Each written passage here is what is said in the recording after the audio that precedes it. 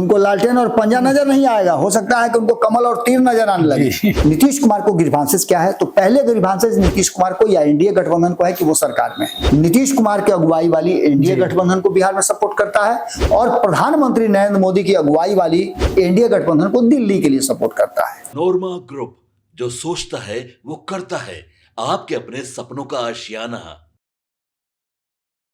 नमस्कार, आप देख रहे हैं भारत लाइव और यह है हमारा खास कार्यक्रम भीतर की बात। भीतर की बात है तो कुछ इसमें खास कार्यक्रम, मतलब कुछ खास तो जरूर होगा भीतर की। और सुबह का 7 बज चुका है, हमारे साथ अभी बाबा हैं। जैसे कि कल तेजस्वी यादव भरे महफिल में वो कह रहे थे विपक्ष को कि आप वोटर में गड़बड़ कर सकते हैं। इसी बीच जो विजय कुमार सिन्हा हैं उनका जवाब देने के लिए खड़े हो गए, जवाब देने लगे। पर नीतीश कुमार हाथ देकर रोक रहे हैं और कह रहे हैं कि जवाब नहीं दीजिए। यानी कि दोनों तरफ से, एनडीए तरफ से हो या महागठबंधन के तरफ से हो, दोनों तरफ से लड़ाई चल रही है सीएम फेस को लेकर और सीएम सीट को लेकर कि आखिर सीएम के सीट पे कौन बैठेगा। और ऐसे ही में एक रिपोर्ट सामने आया है, उसी रिपोर्ट को लेकर हम अपने बाबा के पास आए हैं। बाबा, सबसे पहला प्रश्न जो होगा कि नीतीश कुमार का जो जेडीयू का जो एक रिपोर्ट सामने आया है, इस रिपोर्ट में ऐसा क्या है जो भाजपा की टेंशन बढ़ा सकती है? देखिए, लगातार हम लोग चुनाव की तरफ बढ़ रहे हैं, एक एक करके बढ़ रहे हैं। 3 दिन विधानसभा का सत्र चला जी। तीनों दिन क्या चला आपको पता ही होगा जी। उसकी तो चर्चा हम अलग से कर ही रहे हैं। हम बता रहे हैं अपने भारत लाइव के दर्शकों को, बिहार के लोगों को कि सदन में जो पैसा खर्च हो रहा है सदन चलने के नाम पर, आपके लिए जो कानून बनाए जाएंगे, आपके लिए जो योजनाएं बनाई जाएंगी, आपके विकास के कार्य जो होंगे, उन सब के लिए उसमें क्या हो रहा है, विपक्ष क्या कर रहा है, सरकार क्या कर रही है, दोनों आपके सामने है और वो उसको हम बता ही रहे हैं। लेकिन सबसे बड़ी बात यह है कि 3 महीने के बाद जब चुनाव में आप उतरेंगे, आपको वोट देना होगा, तो सबसे पहले इसी बात से शुरुआत करते हैं कि आप वैलिड वोटर हैं कि नहीं हैं, ये जांच चल रही है जी। आपके पास अगर अब तक आपने अपने वोटर लिस्ट का सत्यापन नहीं कराया है किसी कारणवश, तो आप एक बार वेरीफाई जरूर कर लीजिएगा। हमने भी नहीं कराया अभी तक, क्योंकि समय नहीं मिला, तो 25 तारीख के बाद हमने सोचा है कि कराएंगे जी। तो सदन की कार्रवाई जब खत्म हो जाए, लेकिन आप जरूर करा लीजिएगा, क्योंकि वोट आपका एकमात्र वो अधिकार है जो चीजों को बदल सकता है। और इस अधिकार को आप किसी भी कीमत में खोइएगा मत, क्योंकि आपको ये तय करना है कि आपके लिए कौन रणनीति, कौन योजना बनाएगा, कौन आपके विकास के कार्य करेगा। इसको लेकर के अब जैसे जैसे चुनाव नजदीक आता जा रहा है, वैसे वैसे कई सर्वे हमने देखे हैं लगातार। अप्रैल महीने से, फरवरी मार्च से ही सर्वे रिपोर्ट आने शुरू हो गए हैं। जैसे 2025 शुरू हुआ तो आप जानते हैं कि शादी का जब छेका-छेकी हो जाता है, डेट तय हो जाता है, तो एक एक दिन भारी होता है और हर दिन आप तैयारी शुरू कर देते हैं। निश्चित रूप से बिहार के लिए और लोकतंत्र के लिए इससे बड़ा कोई ओकेजन नहीं हो सकता जी। तो इस ओकेजन की तैयारी हर किसी ने, चाहे वो चुनाव आयोग हो या राजनीतिक दल हो या फिर और भी संस्थाएं हैं, वो सभी तैयारियां शुरू कर चुकी हैं। और सभी चुनाव की कैसे लड़ा जाएगा, किस तरह से, किस तरह का उम्मीदवार होगा, क्या कुछ होगा, ये तो उस समय पता चलेगा जब चुनाव की घोषणा होगी, उम्मीदवार तय होंगे तो आपको पता चलेगा। लेकिन कुछ चीजें पहले से निकल के आ रही हैं। जनता के मूड को जानने के लिए 2-3 ऐसे सेक्टर हैं जिसके आधार पर हम भी सर्वे करवा रहे हैं। एक तो हमारी टीम निकलती है और रेंडम लोगों से पूछती है कि आप किसको वोट देंगे, उसके आधार पर हम कर रहे हैं। तो दूसरी तरफ हमारी टीम जो है, चाहे वो जन स्वराज की सभा हो या फिर वीआईपी की सभा हो या बीजेपी की हो, जेडीयू की हो, चिराग पासवान की हो, उपेंद्र कुशवाहा की, किसी भी राजनीतिक दल की सभा हो, उस सभा में हमारे लोग जाते हैं और वहां उपस्थित लोगों से कोशिश करते हैं जानने का, हर तरह के लोगों जी, हर उम्र के लोगों से, कि आपका मूड क्या है, आप क्या चाहते हैं। और कहीं ऐसा तो नहीं कि आप रैली में आए हैं तो आप उसी को वोट दीजिएगा। लोगों में बहुत तरह के भ्रम है, संशय है और अभी तक ये फैसला नहीं कर पाई है जनता कि उसे करना क्या है। समय भी है 3 महीना, अभी तय भी नहीं हुआ है कि क्या होगा। दोनों ही गठबंधन में सीट शेयरिंग तक तय नहीं है। गठबंधन के स्वरूप क्या होंगे ये अलग बात है, लेकिन जो सर्वे रिपोर्ट आ रहे हैं अलग अलग एजेंसियों के, उसके रिपोर्ट भी हम आपके सामने रख रहे हैं। हमने आपको इंक इनसाइड का भी सर्वे रखा, हमने सी वोटर के सर्वे आपके सामने रखे और भी कई एजेंसियों के सर्वे रखे। यहाँ तक कि भारत लाइव का भी जो सर्वे है वो भी हम समय समय पर अलग अलग विधानसभा और अलग अलग क्षेत्रों के दिखाते हैं। आज जो हमारे पास है उसमें सबसे पहले हम आपको बता दें कि जो ताजा सर्वे आया है नीतीश कुमार को लेकर के इस जुलाई के महीने में, वो सर्वे काफी चौंकाने वाला है और उसने भारतीय जनता पार्टी के लिए मुश्किलें पैदा कर दी। भारतीय जनता पार्टी को डर हो गया है कि आगे होगा क्या। इन सभी बातों में जब भारतीय जनता पार्टी को डर हो गया है तो आपको क्या लगता है कि बाकी के लोगों को डर नहीं होगा? नीतीश कुमार को मुख्यमंत्री अब तक घोषित नहीं किया गया, उनका मुख्यमंत्री का चेहरा नहीं बनाया गया है आने वाले चुनाव के लिए। हालांकि ये बातें कही गई है कि उनके नेतृत्व में ही चुनाव लड़े जाएंगे, लेकिन ये तय नहीं हुआ है कि नीतीश कुमार मुख्यमंत्री का चेहरा होंगे। इसके पीछे का कारण क्या है? क्या नीतीश कुमार को मुख्यमंत्री नहीं बनाना चाहती है, या फिर ये अंत समय तक देखना चाहती है एनडीए गठबंधन या एनडीए गठबंधन के जो करता धरता है भारतीय जनता पार्टी कि नीतीश कुमार का ग्राफ क्या रहता है? अभी जो वर्तमान स्थिति है उसमें जो सर्वे रिपोर्ट आए हैं, पहले हम उसी से चर्चा शुरू करते हैं। हम चर्चा शुरू करते हैं तो उसमें आपको देखना होगा कि जो हमारे पास रिपोर्ट है उस रिपोर्ट के आधार पर हम फरवरी में देखें तो तेजस्वी यादव 41% लोगों की पहली पसंद थे, जहां उनको मुख्यमंत्री बनाना चाहते थे लोग। इसके बाद नीतीश कुमार की बात करें तो नीतीश कुमार की पसंद 17% थी, 11% पर सम्राट चौधरी थे और प्रशांत किशोर 15%, यानी सम्राट चौधरी से भी ज्यादा।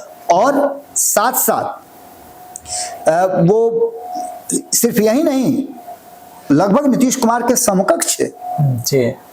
तो ये काफी महत्वपूर्ण है। इसके बाद दूसरा सर्वे आया जून में तेजस्वी यादव का ग्राफ घटा, 37% पर आ गए और नीतीश का 1% ग्राफ बढ़ा। देखिए नीतीश कुमार की राजनीति एकदम कांस्टेंट राजनीति नहीं है। पिछले 20 साल से उनके न तो वोटर बदले हैं और न ही वोटर 15% से कम नहीं हुए हैं, थोड़ा ज्यादा कम होते रहते हैं लेकिन 15% से कम नहीं होते हैं। तो 15% का उनका एक डेडलाइन है, वहां वो रहते हैं। यहाँ भी वो 18%, 1% बढ़ करके हैं। सम्राट चौधरी का ग्राफ यहाँ सीधे घट गया 7% पर। इसके बाद 1% बढ़ करके आए हैं, जो इधर से घटा है वो बढ़ करके कहाँ गया है? 16% के आसपास प्रशांत किशोर है। यानी कि ये हम आपको बता दें जून का। अब जुलाई का हम आ जाते हैं।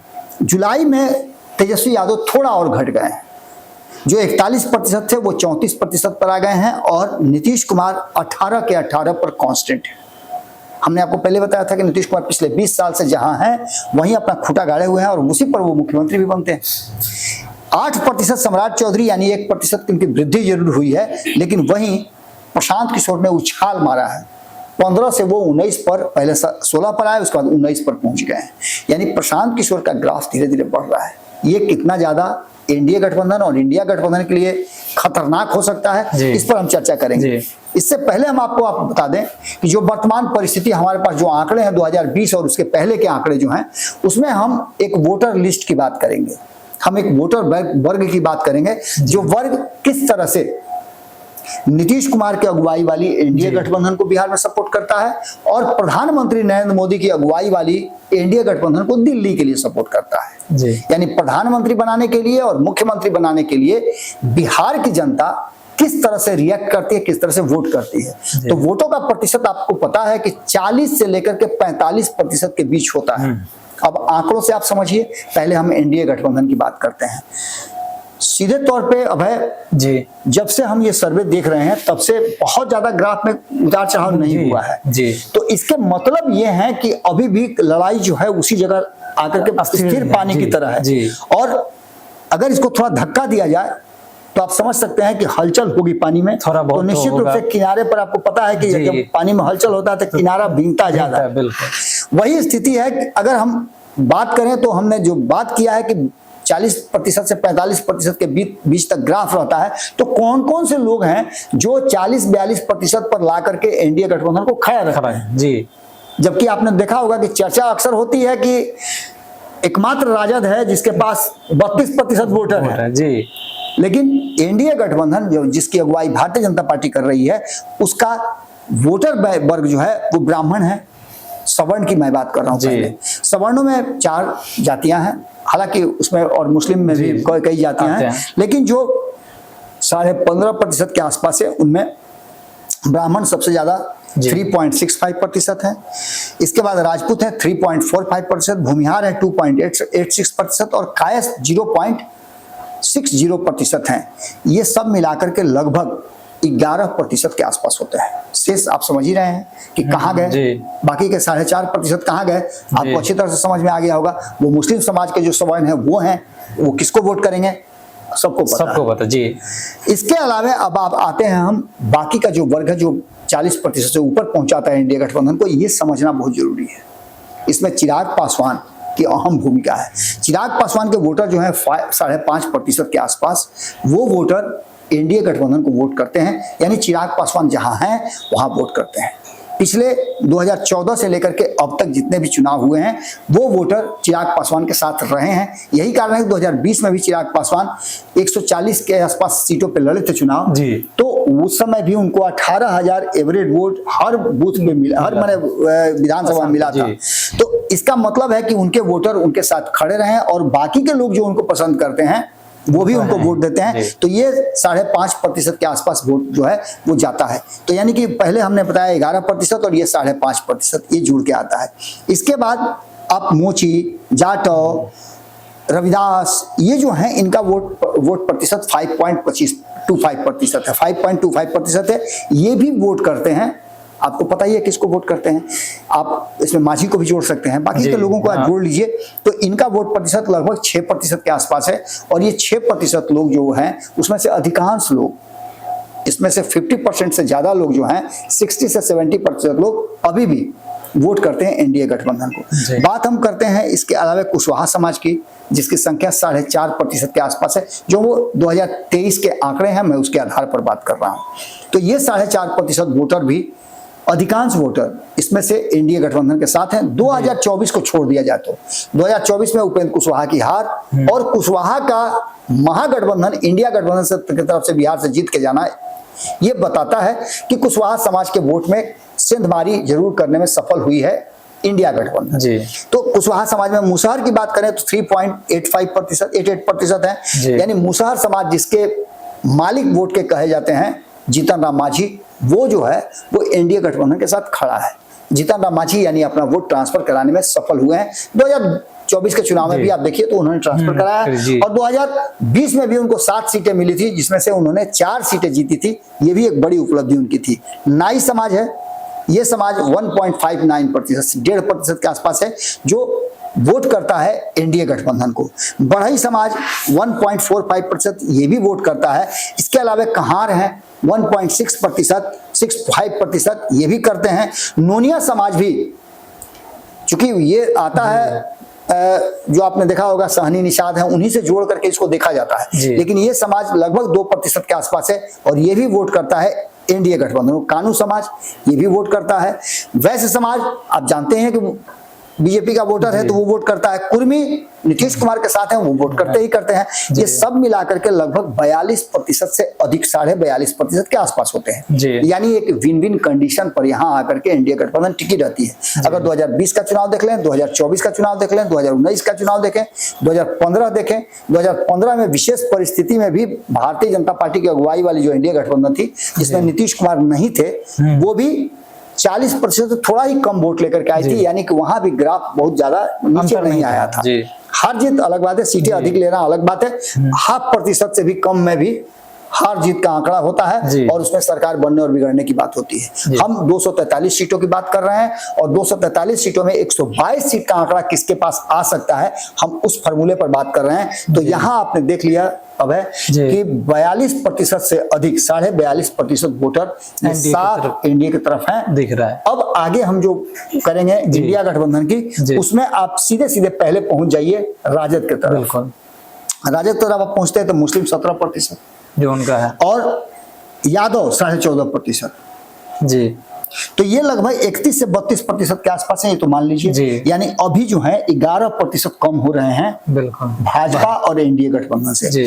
इसके लिए मल्लाह, केवट, कैवर्थ ये जो है लगभग 4% के आसपास है। तो 31-32% में 4% 36% हो गया। अभी थोड़ा सा 4% घट रहा है जी। इस 4% को पूरा करने के लिए कांग्रेस का वोट आप जोड़ लीजिए, लगभग 3% के आसपास कांग्रेस वोट लेकर के आती है और 1.5 से 2% वोट जो है वो आता है वाम दलों का जी। ये मिलाकर के 40 के आसपास पहुंच गया, यानी नेक टू नेक फाइट है। अब यहाँ 1 से 2% वोट का अंतर है। यही वो हिसाब था, यही मैथ था जिसको सोल्व करने के लिए हम यहाँ तक आए हैं। अब इसके आगे आइए आप, दोनों तो एक जगह पर आ गए, हम मान लेते हैं कि दोनों को 40-40% बराबर कर आ दिया। गया। हाँ, जी ये सर्वे रिपोर्ट भी बता रहे हैं कि दोनों नेक टू नेक फिनिश कर रहे हैं। कई सर्वे रिपोर्ट में ये बात खुल करके सामने आ गई है कि दोनों का वोट प्रतिशत क्या है। अब इसमें हम एक बात लेकर के आगे बढ़ते हैं, इसमें दो फैक्टर हम लेके चलते हैं। 40-40% दोनों को आ गया। नीतीश कुमार को ग्रीवांसेस क्या है, तो पहले ग्रीवांसेस नीतीश कुमार को या एनडीए गठबंधन को है कि वो सरकार में है। तो सरकार में है तो आपने देखा होगा धड़ाधड़ घोषणाएं हो रही हैं जी, नया नया घोषणा पड़ रहा है। 10 लाख सरकारी नौकरी का दावा खूंटा ठोक करके करते हैं नीतीश कुमार। हालांकि इस पर दावेदारी 17 महीने के सरकार में रहने वाले तेजस्वी यादव का भी है कि हमने नौकरी दिया है, हमने शुरुआत की है।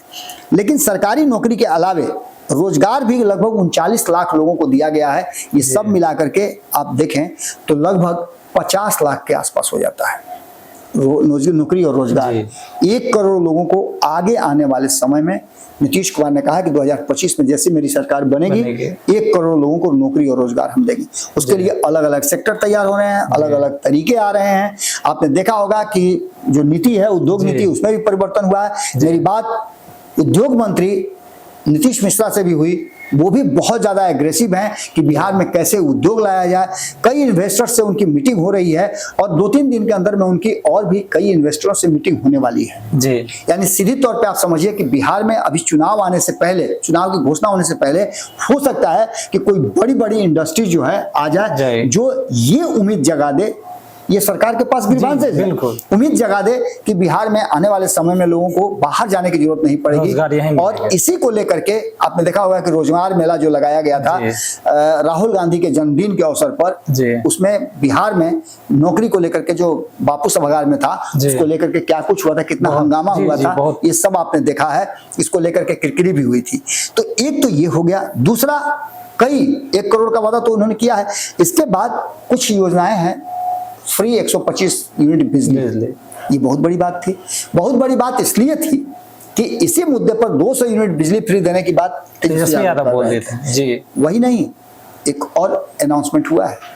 अभी करीब 15 के आसपास ऐसे अनाउंसमेंट है जो होने जी, जो चुनाव से पहले आपको मिल जाएंगे जी। पुल पुलिया, गांव घर, सड़क, ये सब कुछ हो रहा है, सबको लेकर चलेगा। लेकिन अब इसके आगे जो सहयोग राशि थी, विधवा को, विकलांग को, वृद्ध को, ये दिया जाता था 400 रुपया, इसको बढ़ा करके 1100 किया गया है। जो 1500 देने की बात कर रहे थे तेजस्वी यादव, यहाँ भी तेजस्वी यादव पर भारी पड़ती नजर है। तो ये जो बाकी के हम 40-80% वोट, बाकी 20% वोट था, उस पर बात कर जी। मेन तो क्या जी, ये जो घोषणाएं हो रही हैं, ये 20% वोटर टर्नआउट होंगे कि नहीं होंगे, ये चुनाव में पता चलेगा। कौन किसके तरफ मूव करेगा। अब रहा सवाल कि मुद्दा, तो मुद्दा धीरे धीरे करके विपक्ष का जो मुद्दा था वो सरकार खाती चली जा रही है। नीतीश कुमार के पास अभी भी चांस है जी। वो कोई भी ऐसा मुद्दा विपक्ष लेकर के आएगी, उसके तुरंत घोषणा कर देंगे, और घोषणा कर देंगे तो उसको उन्होंने तेजस्वी यादव के सारे मुद्दे खाने शुरू कर दिए हैं। महिलाओं को 2500 रुपया देने की बात थी, उस पर भी घोषणा हुई है जी। इसके अलावे जल्दी वो भी आपको देखने को मिलेगा, उसको रोक करके रखा गया है, कैसे किया जाएगा, किस तरह से किया जाएगा, ये देखने वाली बात होगी। इसके अलावे एक मुद्दा जहां अटका हुआ है वो है वोटरों की बात को लेकर के। तो वो तो चूंकि सरकार का मैटर नहीं है, वो संवैधानिक मैटर है और उस पर चुनाव आयोग लगातार और सुप्रीम कोर्ट में मामला है, इसलिए इस मामले पर रोज कुछ ना कुछ अपडेट आ रहे हैं। और ये कहा जा रहा है कि बिल्कुल फ्रेश एंड फेयर है, जो अवैध वोटर हैं, जो फर्जी वोटर हैं, उनको उससे हटाया जा रहा है और उसकी लिस्ट भी जारी की जाएगी। जैसी वो लिस्ट आ जाएगा कि इनका नाम कट गया, तो आपको ऑटोमेटिक समझ में आ जाएगा कि कितना ये सही था, कितना गलत था, इस पर हो हल्ला करना क्या था। रहा सवाल वक्फ बोर्ड का, तो उस वो मामला तो किसी खास समुदाय का है, तो उस मामले पर भी आप समझिए कि पासमंदा मुसलमानों का कहना कुछ और है, या जो लोग वक्फ बोर्ड के से दूर हैं, उनको वक्फ बोर्ड का लाभ नहीं मिलता है, वो तो निश्चित रूप से उसका विरोध करेंगे ही करेंगे, या उससे खुश भी हैं। तो वैसे लोग भले ही विरोध में शामिल हो, लेकिन वोट देते समय उनका मन जो है बदल जाएगा जी। उनको लालटेन और पंजा नजर नहीं आएगा, हो सकता है कि उनको कमल और तीर नजर आने लगे। कोई हेलीकॉप्टर पर बैठ जाए, कोई कढ़ाई में कुछ छानने लगे, और गैस सिलेंडर साथ में है बस, तो पूरा व्यवस्था तो टाइट है, तो कहीं उधर मत पलट जाए। लेकिन जो ये 20% वोट है, यहीं आकर के सारा पेज फंस रहा है। मामला यहीं पे यही आकर के फंस रहा है। और प्रशांत किशोर गुप्ता ओवैसी पूरा गेम बिगाड़ने के लिए अपनी तैयारी कर चुके हैं। आपने सुना होगा जी, ओवैसी ने कहा था कि भैया हमको साथ ले लो, तभी जाकर के तुम नैया पार हो सकता है, उस पार जा सकते हो जी। जो इस तरफ बैठते हो विपक्ष वाले खेमा में, तो वो सत्ता के खेमा में जा सकते हो। जी। अभी मत इंतजार करना कि नीतीश कुमार देंगे। नीतीश कुमार को अब तुमको मुख्यमंत्री बनाने नहीं देगी भाजपा, बिल्कुल उप मुख्यमंत्री भी नहीं बनाने देगी जी। भाजपा। नीतीश कुमार के सामने किसी भी तरह का समझौता करके सरेंडर करने के लिए तैयार है। जी। अब चुनाव तक कुछ भी नहीं होने जा रहा है। ऐसी स्थिति में इन तीनों का और इनके अलावा कुछ और लोग भी हैं, उनका भी बहुत बड़ा योगदान है। कैसे है ये हम आपको बताते हैं। हम ये खबर कर रहे हैं उसके ठीक 24 घंटा या 18 घंटे हुए जी। 18 घंटा पहले सड़क पर उतरे थे खुद प्रशांत किशोर जी। प्रशांत किशोर नेता नहीं है, एक स्ट्रेटजिस्ट हैं।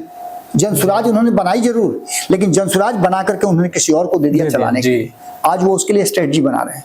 और एक स्ट्रेटजिस्ट जब सड़क पे उतर करके सरकार की नीतियों के खिलाफ विरोध प्रदर्शन करता हो और लोगों के डिमांड पूरा नहीं होने की बात कहता हो, तो विपक्ष को शर्म आनी चाहिए। बिल्कुल, क्योंकि तीसरा खेमा जिसका किसी सदन में कोई भी सदस्य नहीं है, अब एक अफाक अहमद है जिनको कहा जाता है उनके सदस्य, तो विधिवत रूप से उनके सिंबल पर चुनाव नहीं लड़े थे जी। बस्ता पीठ पे नहीं टांगे थे जी। अब हो सकता है आने वाले चुनाव में बस्ता टांगे, वो अलग बात है। जी। इसके अलावा और भी कई लोगों पर दावेदारी है। लेकिन प्रशांत किशोर ने जिस तरह से अपने आप को प्रोड्यूस किया है पिछले 2-3 महीनों में, मैं अप्रैल की बात कर रहा हूँ, 11 अप्रैल को गांधी मैदान की रैली ने प्रशांत किशोर को ट्रांसफॉर्म कर दिया है। जी। वहां से उन्होंने अपनी जो राजनीतिक महत्वाकांक्षा थी उसे किनारे करते हुए एक स्ट्रेटजिस्ट की भूमिका में जैसे ही अपने आप को लाया, उसके बाद से पार्टी धीरे धीरे करके अपने आधार बढ़ा रही है। जो हमने आंकड़ों में आपको बताया कि कहां थे 15% और कहां 19%, 4% की वृद्धि फरवरी से लेकर के जुलाई तक में हुई है। ये ज्यादा महीना भी फरवरी, नहीं हुआ है। मार्च, अप्रैल, मई, जून, जुलाई 6 महीने का रिकॉर्ड है। और इस 6 महीने को आप भूल जाइए, आप अप्रैल से शुरू कीजिए जी। अगर अप्रैल से करते हैं तो 2 महीना जून और जुलाई में 3% की वृद्धि हुई है। यानी कि 2 महीने में, 1 महीने में, अप्रैल में तो उन्होंने 11 तारीख को किया ही था। ये जुलाई के 10, 11 तारीख, 12 तारीख को आया हुआ सर्वे रिपोर्ट है। उस सर्वे रिपोर्ट के आधार पर अगर देखा जाए तो 3% की वृद्धि, और वो भी 1-1.5 महीने में, बहुत बड़ी बात है। 0.5%, मात्र 10-12 हजार वोटों के चलते तेजस्वी यादव मुख्यमंत्री नहीं बने थे। ये भी बात तेजस्वी यादव को याद रखना चाहिए। तो यहाँ जो सबसे बड़ी बात सामने आ रही है वो ये है कि क्या प्रशांत किशोर डैमेज करेंगे, कितना डैमेज करेंगे। अगर 40% दोनों को वोट आता है और प्रशांत किशोर 20% वोट लेके आते हैं जी, मैं बाकी का 20% छोड़ देता हूं जी, तो जो बचा हुआ 20% वोट है उसमें से 10% वोट प्रशांत किशोर के पाले में हम डाल देते हैं जी, कि अगर प्रशांत किशोर 2024 में जो उपचुनाव हुए थे उसमें 10% के आसपास वोट लेकर के 10,000 के आसपास 10,000 वोट था, तो वो अगर 10% वोट लेकर के आते हैं तो सबसे बड़ा सवाल ये उठता है कि वो 10% वोट किधर से काटते हैं। जी, सबसे यह पेज तो यही बात असल सवाल है, क्योंकि दोनों नेक टू नेक फिनिश में है।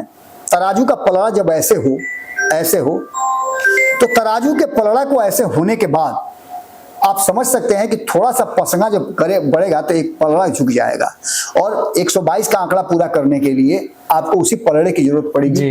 प्रशांत किशोर, पहले ये कहा जा रहा था कि इंडिया गठबंधन के वोट काट रहे हैं, अब प्रशांत किशोर एनडीए गठबंधन के वोट पर उनकी बड़ी दावेदारी हो रही है जी। सवर्ण भी उनके साथ जा रहे हैं, नाराज लोग उनके साथ जा रहे हैं, अति पिछड़ा उनके साथ जा रहा है, मुस्लिम समाज के लोग भी जा रहे हैं, और अति पिछड़ा समाज का वो तबका जा रहा है जो एनडीए को वोट, मतलब हर जगह से कुछ ना कुछ जा रहा है, कट रहा है। तो अब जो ये वर्तमान परिस्थिति बनी है, उस परिस्थिति में एनडीए गठबंधन का यदि वो वोट काट देते हैं तो सरकार इंडिया गठबंधन की बनती है, और इंडिया गठबंधन की यदि वोट काट लेते हैं तो सरकार एनडीए गठबंधन की बनती है। ये सबसे बड़ा फैक्टर है, इसको आइडेंटिफाई करने में हम लगे हुए हैं जी। लगातार हम इस बात का सर्वे कर रहे हैं कि प्रशांत किशोर आखिर वोट किसका काट रहे हैं। तो अब तक हमारे पास जो आया है कि 2024 के उपचुनाव तक प्रशांत किशोर इंडिया गठबंधन का वोट काट रहे थे, अब वो एनडीए गठबंधन की तरफ स्विच किए हैं और उसका वोट धीरे धीरे करके उनकी तरफ छटक रहा है जी। क्योंकि सबसे ज्यादा झमेला अगर कहीं है तो एनडीए गठबंधन में है जी। इसके अलावे एक और बड़े फैक्टर हैं आईपी गुप्ता, इंडियन इनकलाब पार्टी। 11 तारीख को प्रशांत किशोर की रैली हुई थी। 13 तारीख को गांधी मैदान में 13 लाख जुटाने का वादा करके पिछले 6-7 महीने से आईपी गुप्ता लगातार आंदोलन में थे। हाँ को रतन पान है। उस आंदोलन की सफलता का ग्राफ यही आप अंदाजा लगा सकते हैं कि आज आईपी गुप्ता वो स्टार हैं, वो पारस पत्थर हैं जिसको सब कोई चाहता है कि हम अपने लोहवा में सटा लें, तो सोना बन जाए। उनके पास 40 लाख वोटर हैं। उनके जाति तांती तत्वा पान समाज की और भी कई समाज अब तो उनके साथ आने लगे हैं। उस सभी को मिला करके उनका वोट जो है 1 करोड़ लोग से ज्यादा के लोगों की आबादी है और उस आबादी में 40 लाख वोटर हैं। ये वोटर किधर मूव करेंगे? जिधर मूव करेंगे आईपी गुप्ता के कहने पर मूव करेंगे। तो ये बहुत बड़े फैक्टर हैं। जो 10% वोट बच गया था, लगभग 3.5 से 4% वोट कहा यह जा रहा है कि आईपी गुप्ता के पास है। उन्होंने 158 सीटों का एक खाका तैयार किया था जिसमें उन्होंने बड़ी स्पष्टता के साथ कही थी कि 3000 से लेकर के 80,000 तक हमारे वोट हैं। जहां जितना वोट है, एक भी वोट किसी दूसरे को नहीं जाएगा। जो हमें आरक्षण देगा उसको जाएगा, नहीं तो हम ये वोट अपने पार्टी के नाम पर लेंगे और अपनी पार्टी को जाएगा। और यहां से हमारे राजनीति की शुरुआत होगी। जिस दिन हम सत्ता में आएंगे उस दिन हम अपना कानून बनाएंगे और अपने खोए हुए छीने हुए आरक्षण को वापस लेंगे। तो 10% वोट में 6%, 5 से 6% वोट इनके साथ और भी जाति के लोग जुड़ते जा रहे हैं। आपने देखा होगा कि राजपूत समाज से लेकर के आए हैं वो अपना प्रदेश अध्यक्ष युवा का, तो वो भी समाज है। बाकी के लोगों को लगता है, जिन लोगों को भी लगता है कि उनको आरक्षण मिलना चाहिए, आरक्षण की श्रेणी में आते हैं, वो सारे लोग आईपी गुप्ता के पास जा रहे हैं। तो ऐसी स्थिति में आईपी गुप्ता का कुनबा 1 करोड़ से बढ़कर के और बड़ा भी हो रहा है। 3 महीना उनके पास समय है और इस 3 महीना में आईपी गुप्ता निश्चित रूप से एक बड़ा काम करेंगे। तो आईपी गुप्ता जिस खेमे में चले जाएंगे, प्रशांत किशोर का कटा हुआ वोट तो वो मैंने वेरीफाई करेंगे ही, उस वोट को बदले में वो अपना काम तो करेंगे ही, लेकिन जिस गठबंधन में जाएंगे उस गठबंधन का ग्राफ बढ़ेगा। उसका वोट घटने से ज्यादा डबल बढ़ेगा ना, क्योंकि जो 4.5%, 5% वोट वो काट रहे थे वो तो प्लस हो जाएगा। तो एक तो कटा नहीं और दूसरा जुड़ गया आपके साथ, तो डबल का फायदा आपको हो गया। ये सभी परिस्थितियां इस बात की तरफ इशारा कर रही हैं कि कहीं ना कहीं जो वर्तमान परिस्थिति बनी है वो इशारा इस बात की तरफ कर रही है कि एक बड़े फैक्टर के रूप में सामने आ गए हैं आईपी गुप्ता। और आईपी गुप्ता को किसी भी खेमे में जाने का मतलब होता है कि उस खेमे का ग्राफ बढ़ जाना, और ये सर्वे जो है यहाँ पर बड़ी काम करेंगे। इसके अलावे ओवैसी की बात कर लें, ओवैसी का सेक्टर बहुत बड़ा नहीं है, क्योंकि मुसलमान समाज अब ये समझ गया है कि उनको एक जगह रहना पड़ेगा। एक ही जगह रह करके वो वोट देकर के सरकार बना सकते हैं। वोटों का ध्रुवीकरण, बंटवारा नहीं होना चाहिए। तो ओवैसी को जो लाभ मिला था 2020 में, वो लाभ तो मिलता हुआ दिखाई नहीं दे रहा है।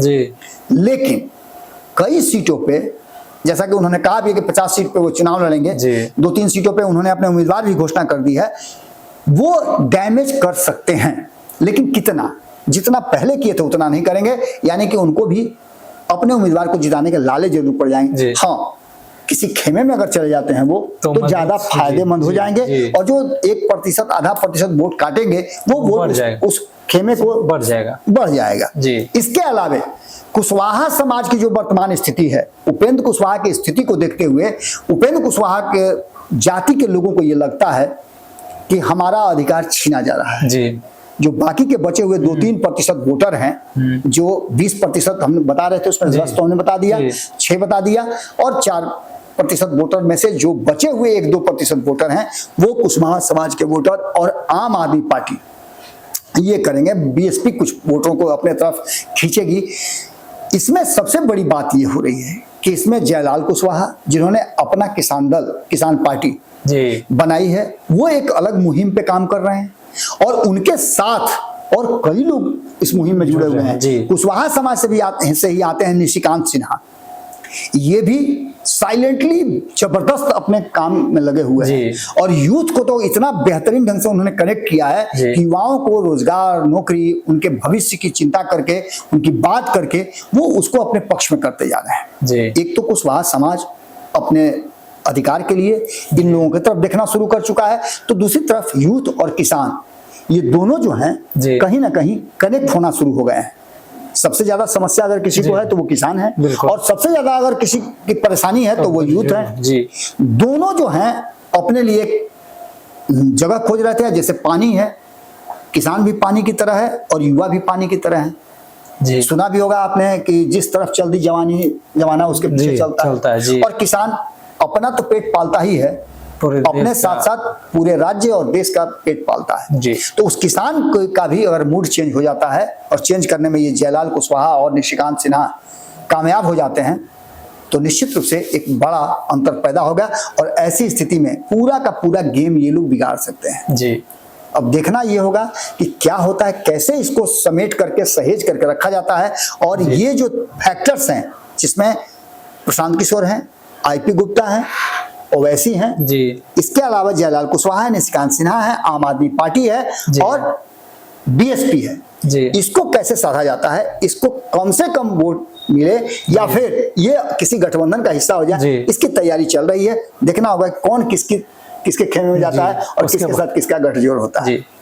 तो फिलहाल आपने देखा कि आखिर जो 40% है, चाहे वो एनडीए हो या महागठबंधन हो, दोनों के तरफ तो पलड़ा सेम है, लेकिन जो नए नए पार्टी हैं वो किन के तरफ जाते हैं, सबसे पहला जो फोकस होगा वो होगा कि आखिर वो किन के तरफ जाते हैं, उनका पलड़ा भारी होगा। अब देखना दिलचस्प होगा कि आगे की रणनीति क्या होती है, कौन से दल किस खेमे में जाते हैं। फिलहाल इस खबर में इतना ही। अगर आप हमारे चैनल पे नया है तो हमारे चैनल को लाइक करें, सब्सक्राइब करें। तब तक के लिए धन्यवाद। आपके सपनों को हमने सजाया है, ई होम्स पैनोरमा को हमने बनाया है। ई होम्स मेरा एक सपना था जिस पे मैं पिछले 4 साल से काम कर रहा था। हमने जो बनाया है वो सबने है माना। ई होम्स पैनोरमा में हो आपका भी आशियाना। और फाइनली हमने 2021 में इस प्रोजेक्ट को लॉन्च किया। बहुत लोग अप्रिशिएट कर रहे हैं कि पूर्णिया जैसे शहर में, बिहार के, एक तो बिहार की बात करें उसमें भी पूर्णिया जैसे छोटे जगह में इस तरह का लाइफस्टाइल देना, ये सुन के हम लोगों को बहुत अच्छा लगता है। ई होम्स में हमने कुछ और भी किया है, जैसे हम जिस जगह में रह रहे हैं हमारे फैमिली सिक्योर हो, उनको सिक्योरिटी का ध्यान में रखा है। आपकी सुविधा और सुरक्षा आपके लिए खास है, ये आपका विश्वास है। इसमें आर्टिफिशियल इंटेलिजेंस का 7 लेयर सिक्योरिटी का हमने इस्तेमाल किया है। लस ग्रीन कैंपस को बनाया है। यदि हमारा बाउंड्री वाल है तो वो वर्टिकल गार्डन है। ये जितनी भी फैसिलिटी होता है एक इंटरनेशनल टाउनशिप में ई होम्स है, ये हम लोग विश्वास नहीं कर पा रहे हैं। जो भी हमारे मित्र दोस्त या जो भी हमारे बाहर के बाहर आते हैं तो हम लोगों को बहुत अच्छा सुनने को मिलता है और बहुत अच्छा क्रेडिट मिल रहा है। वो सारा हमने सिर्फ एक बिल्डिंग नहीं बनाया, हमें एक बहुत अच्छा लाइफस्टाइल दिया ई होम्स में, और मेरा एक सपना था जिसको मैं आज फुलफिल होते हुए देख पा रहा हूँ। ये आपका आवास है। ई होम्स पैनोरमा में अब आपका निवास है। E Homes Panorama, luxurious lifestyle redefined. Panorama group, जो सोचता है वो करता है। अगर ये वीडियो पसंद आई और वह बिहार के राजनीति और बिहारियत से सरोकार रखेनी तो सब्सक्राइब बटन दबा के चैनल के सब्सक्राइब कर ली। ओजे एगो घंटी बा, ओकरा बटन दबा देला से कुल सटीक और मारक खबर रुआ मुफ्त में मिल जाई। अगर रुआ पत्रकारिता के हमनी के नया प्रयोग में सहयोग कर चाहतानी तो ज्वाइन बटन दबा दी।